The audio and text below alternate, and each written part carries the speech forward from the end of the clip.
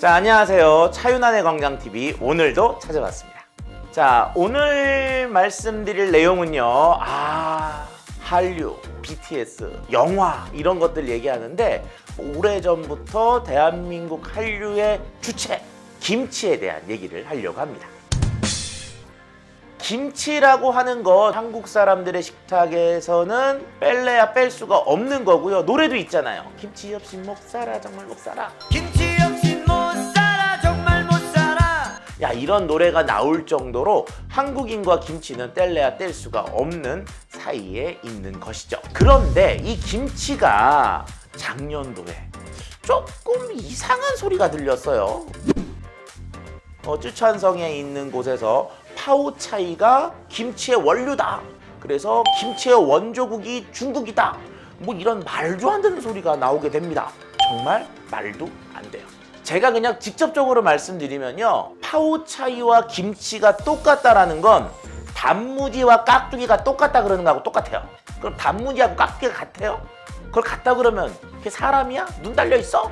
거기에다가 이런 중국인들의 속내를 알 수 있었던 게 또 하나 있는데 바로 뭐냐면 중국 외교부 대변인이 중국은 파오차이가 있고 한반도와 중국 조선족은 이것을 김치라고 부른다. 서로 같거나 비슷한 부분이 있습니다. 정말 식품의 식자도 모르는 거죠. 전혀 다른 겁니다. 이거는 식품을 만드는 공정을 놓고 봤을 때 전혀 다른 건데 자기네들이 좀 같았으면 좋겠다 라는 생각을 갖고 있는 것으로 보이는 면이 있습니다. 김치 관련돼서 빡치게 했던 나라가 또 하나 있었죠. 일본. 90년대 후반이에요. 일본은 기무치를 들고 나오고 한국은 김치를 갖고 나와서 서로 싸웠다. 그때는요. 국민들 단합이 정말 대단했어.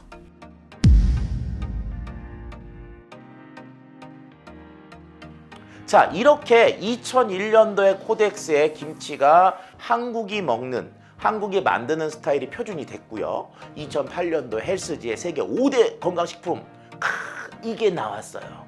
올리브유, 요거트, 나또, 인도의 렌틸, 그리고 이제 한국의 김치가 거기에 이름을 딱 올리는데 이때까지만 하더라도 김치에 그렇게 이펙트가 클까? 이런 생각들을 하고 있었지만 이게 실질적으로 엄청나게 커지고 있죠. 지금으로 보면 어떻게 보면 코로나19와 비슷한 무시무시한 전염병이었죠. 사스. 당시 중국, 홍콩 이 모든 나라들에서 사망자들이 줄줄이 막 나타났는데 유독 한국만 사스 환자가 0. 그래서 사람들이 도대체 한국은 왜? 라고 이제 얘기가 됐고 다른 나라에서는 다 안 먹는데 유독 이 나라에서만 먹는 거 그것도 매일매일 먹는 거 요런 것들을 찾는 거죠. 자, 그랬더니 유달리 한국에만 사스 발병이 없었던 원인 그것을 김치로 생각하게 됩니다. 김치는 어떤 식품이에요? 발효식품이죠. 이 유산균들이 김치에서 막 자라요. 자랄 때 자기들의 대사산물을 만들어내는데 그 대사산물들이 항균, 항염, 항암, 항바이러스와 같은 병원성 미생물을 대상으로 하는 생리활성이 매우 높은 것으로 나타났습니다. 결과적으로 이렇게 우리 몸에서 병을 일으킬 수 있는 미생물들의 방어막 같은 역할을 해주는 게 바로 김치. 우리는 그냥 라면 먹을 때도 먹고 밥 먹을 때도 먹고 김치찌개도 끓여 먹고 두부김치도 만들어 먹고 그냥 막 먹는 김치지만 지금 물 건너 서양 이 코 큰 사람들 사이에서 김치는요 건강식품 그 중에서도 5대 건강식품에 들어갈 정도로 그 건강성에 대해서 굉장히 집중을 받고 있습니다.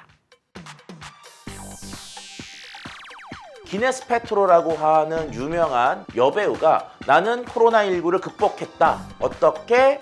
김치와 한국 식단을 이용해서. 김치를 중심으로 하는 자기 건강 지키기 이거에 굉장히 신경을 쓰고 있죠. 이렇게 김치라고 하는 것이 세계화를 하기 위해서 꼭 필요했던 게 뭐냐 하면 국제적인 기준, 또 세계가 필요했던 건 김치의 표준. 그래서 이것들이 딱 맞아서 2001년도에 코덱스에 김치라고 하는 이름으로 한국의 김치가 표준으로 올라가게 됩니다. 김치가 유명해지면 유명해질수록 점점 주위에서 수많은 견제들이 들어오게 됩니다.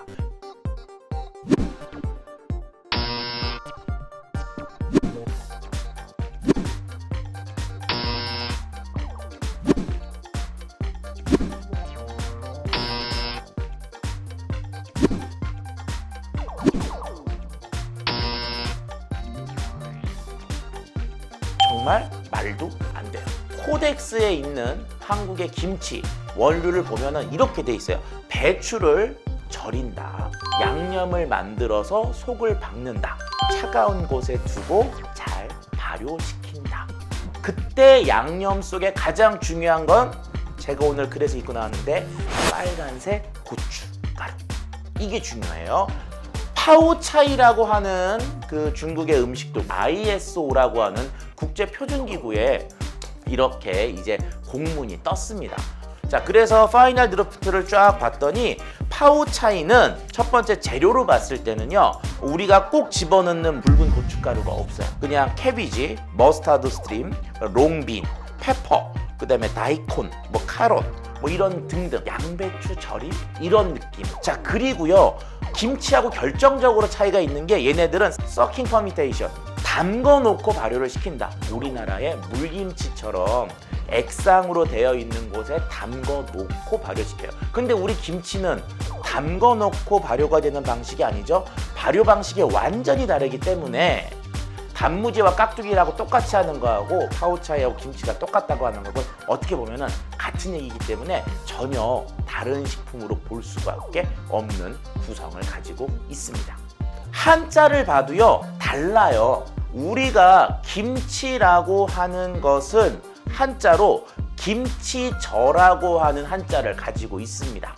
자, 그런데 파오차이의 이 채라고 하는 건 나물채를 써요.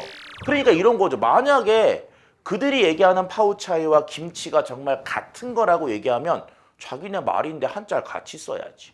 안 그래요? 이것처럼 우리가 파오차이하고 김치라고 하는 것은 만드는 방법, 만들어진 제품도 외형적으로 전혀 달라요. 자, 그런데 파오차이를 만드는 중국이 김치를 머릿속에 전제했느냐 안 했냐는 건 개인적 의지로는 어느 정도 김치를 전제하고 ISO를 구성한 면이 있다라고 생각을 합니다.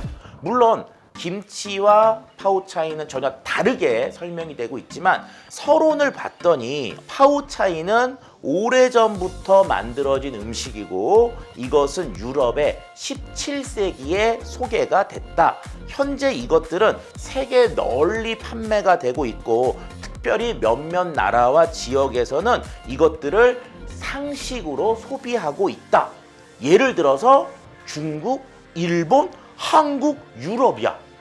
한국이 파오차이를 상시 먹고 있다라는 이 문장이거든요. 제가 봤을 때 그럼 한국이 파오차이를 상식하십니까? 우리는 뭘 먹고 있어요? 김치를 먹고 있는데 이쪽에서는 한국은 파오차이를 레귤러하게 먹고 있다라는 거예요. 이 부분에서 이 기준을 만든 사람들이 없지 않아 한국의 김치, 물론 배추김치 부분은 아니더라도 물김치나 또는 오이지 이런 것들이 있잖아요. 우리가 좀 맑은 색깔을 띠고 있는 그런 것들은 자기네들이 파오차이의 영역으로 가져가고 싶다라고 하는 의지를 보인 것으로 생각이 됩니다. 제가 봤을 때에는 ISO와 코덱스의 어떤 기준을 놓고 봤을 때 객관적인 사람들이 봤을 때는 이 두 가지는 전혀 다른 것으로 생각할 수밖에 없는 내용을 갖고 있지만 중국인들의 속내에서는 없지 않아 김치는 파오차이의 파생이다 라고 하는 의지를 갖고 있는 것 같아요. 김치는 결국 우리 겁니다. 이거는 뭐 수많은 문헌 기록이나 어떤 사회적인 기준이나 이런 뭐 그 세계적인 어떤 표준을 봤을 때에도 이거는 누가 뭐래도 명확한 내용이죠. 하지만 그 김치를 바라보는 우리의 모습은 과연 우리 것을 지키고 아끼고 있는 모습인지 이것에 대해서는 고민해 볼 필요성이 있다고 생각이 됩니다. 최근에 얘기되고 있는 김치에 대한 어떤 그 원류성에 대한 얘기를 더불어서 과연 우리는 김치를 과연 김치답게 바라보고 있었는지 이런 것들에 대한 좀 반성의 시간을 갖는 의미에서 이번 영상을 준비해 봤습니다. 자, 김치 얘기했는데요. 점심시간에도 김치를 좀 먹어야 되겠죠? 점심시간에 김치 드실 분은 구독과 좋아요 눌러주고 가세요.